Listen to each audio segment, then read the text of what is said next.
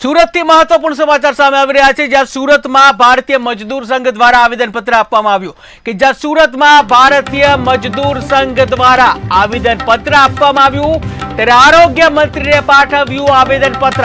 જ્યાં આશા વર્કર ફેસિલિટેટરના જે વિવિધ પ્રશ્નોને લઈને આવેદનપત્ર આપવામાં આવ્યું છે ત્યારે સુરત જિલ્લા કલેક્ટર મારફતે આરોગ્ય મંત્રીને રજૂઆત કરવામાં આવી, જે 11 જેટલી માંગ સાથે આવેદનપત્ર પાઠવવામાં આવ્યું છે ત્યારે 100 થી વધુ મહિલાઓ આવેદનપત્ર આપવા માટે જોડાઈ હતી। તો મહત્વપૂર્ણ સમાચાર સુરતથી સામે આવી રહ્યા છે, જ્યાં સુરતમાં ભારતીય મજદૂર સંઘ દ્વારા આવેદનપત્ર આપવામાં આવ્યું છે, આરોગ્ય મંત્રીને આવેદનપત્ર આપવામાં આવ્યું છે ત્યારે આશા વર્કર અને ફેસિલિટેટરના વિવિધ પ્રશ્નોને લઈને આવેદનપત્ર આપવામાં આવ્યું છે ત્યારે સુરત જિલ્લા કલેક્ટર મારફતે આરોગ્ય મંત્રીને રજૂઆત કરવામાં આવી, જ્યાં 11 જેટલી માંગ સાથે આવેદનપત્ર આપવામાં આવ્યું છે ત્યારે 100 થી વધુ મહિલાઓ આવેદનપત્રમાં જોડાઈ।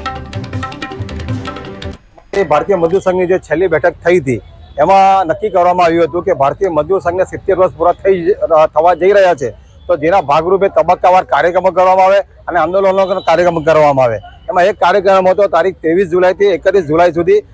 ગુજરાતના 18,000 જેટલા ગામડાઓનો દરેક ગામમાં અમારા કાર્યકર્તાઓ જેને સંપર્ક કરો, યાના લેબર મજદૂરોનો કોન્ટેક્ટ કરો અને ભારતીય મજદૂર સંઘની રીતિનીતિ કાર્યવાહીથી વાકેફ કરો। બીજો કાર્યક્રમ હતો કે 1 ઓગસ્ટના રોજ 31 જુલાઈના કાર્યક્રમ બાદ 1 ઓગસ્ટના રોજ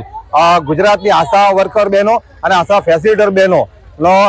પ્રશ્નો બાબતે કલેક્ટરશ્રીને દરેક જિલ્લાના કલેક્ટરશ્રીને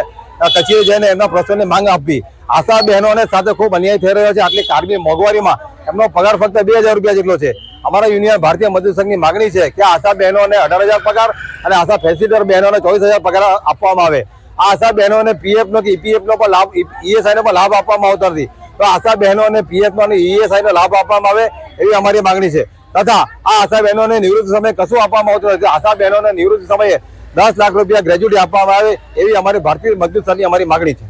અમારી ભારતીય મજદૂર સંઘની જે છેલ્લી બેઠક થઈ હતી